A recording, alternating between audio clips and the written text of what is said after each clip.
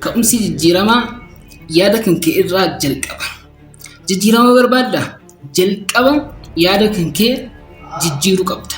Yaadni kan kee iddoo gatii san bakka duraan itti kufte san osoo jiru waan barbaadde osoo gochuuf yaalte milkaa'ina kamiyyuu hin argattu. Milkaa'inni jalqaba eessaa eegala? Jijjiiramni eessaa eegala? Keessa keetii eegalaa jechuudha. Jireenyi kan kee jijjiiruudhaaf yaada kee jijjiiruu qabda. Ka'umsi milkaa'inaa keessa keeti waan ta'eef. Nama tokkotu jira kan milkaa'ina kan keetiif akkaan si barbaachisu.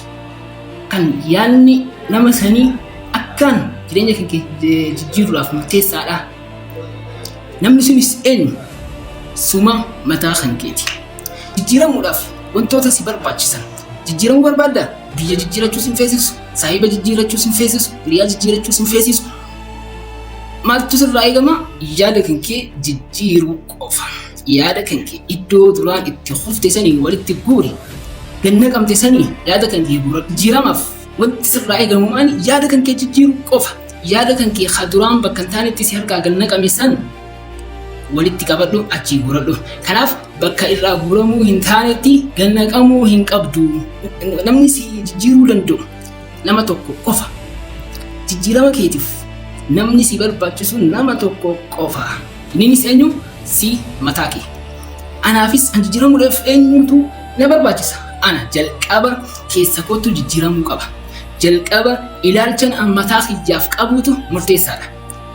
Ni danda'a yoo jettee ni dandeessa. Yeroo hunda yaadni ati ofii waliin haasoftu murteessaadha. Namni kun nama biraa caalaa sa'aatii dheeraa yeroo dheeraa kan waliin haasaa taasisu eenyu wajjin akka ta'e ni beektaa? Ofii waliin haasa'a. Namni hundi mataa ofiitii wajjin yeroo bal'oo haasa'a. Ati hoo maal haasofta? Haasofni lubbuu teetii waliin haasoftan maali? Isa santu murteessaadha jechuudha. Kanaaf jijjiiramuudhaaf yaada kee jijjiiruu qabda. Yaada kee erga jijjiirtee booda immoo yaada kee ka jijjiirte san akka ta'uu barbaaddu ilaalchi ati ofiif qabdu ati akkamitti of ilaalta?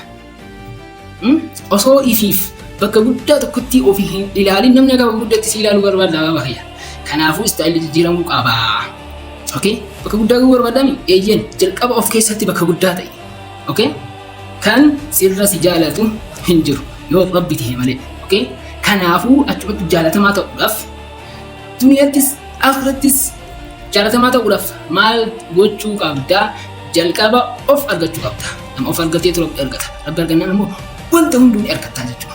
Assalaamu alaykum wa rahmatullahi wa barakaatuh. Akkam nagaa fayyaa jirtu walitti dhufnee jirra. Biljina sammuu jechuun maal jechuudha? Namoonni nyaata qopheessuu danda'an baay'een jiraachuu danda'u. Ogeessi nyaata baay'een jiraachuu danda'u. Garuu sammuu namaa bilcheessuudhaaf warroonni laffa'an muraasa. Inni suni immoo namoota of qopheessinidha. Maal ta'uu barbaadda? Duniyaa fi akhiratti milkaa'uu barbaadda? Eeyyeen.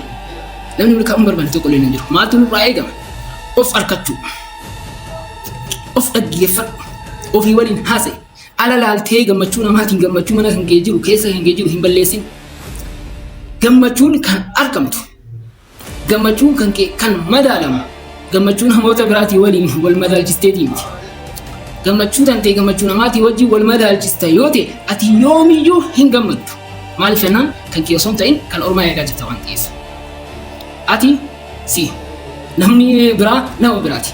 Kanaafuu sii fi nama biraa wal bira qabuun sin feesisu. Eenyu wajjin dorgomuu qabda? Mataa keetii wajjin dorgomuu qabda.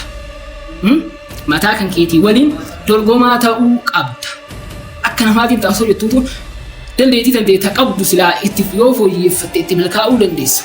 San dhabdaa jechuudha osoo kan namaa ariitu. Namni yaada jijjiira kaayyoo isarra deemu jira. Karaa kanarra deemu jira karaa kana eegalta inni karaa isarra deemu jira inni maqaa jalameeti. Yeroo hundumti jechuudha.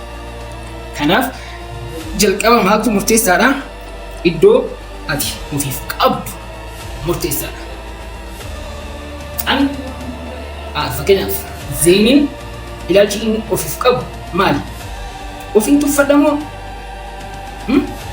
bakka silaa isaan malu san of guddisuunis hin ta'u of gad qabuuf hin ta'u madaala kan keetiin deemuu danda'u qabda. Of madaalimi ati kiiloo kan kee kiiloo meeqa? Ati kiiloo meeqa?